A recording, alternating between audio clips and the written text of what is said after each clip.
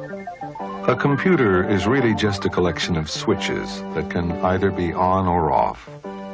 When we feed messages into this maze of switches, what we're doing is getting them to form various temporary patterns of ons and offs in the computer's memory. But we can't do this to all the switches because some of them have already been organized into preset patterns before the computer leaves the factory. These switches are stuck, and they consist of permanent instructions on how to load programs, how to print things on the screen, and so on. The computer can read this left half of its memory, but it can't write on it. It can't change it. It is therefore called read-only memory, or ROM.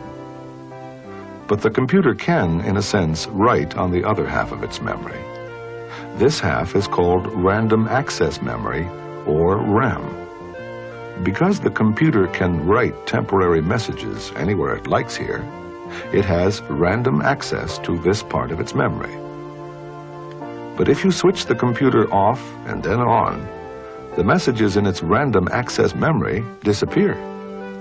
The loose switches are scrambled once again, whereas the instructions in the read-only memory stay as before. The switches are still stuck in the same position.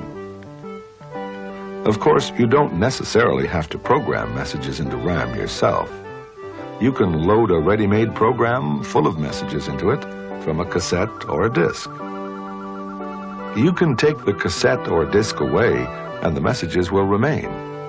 But naturally, if you turn the computer off and then on, once again the messages will disappear.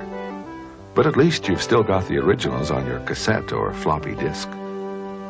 So ROM is read-only memory, and it's permanent. It never forgets.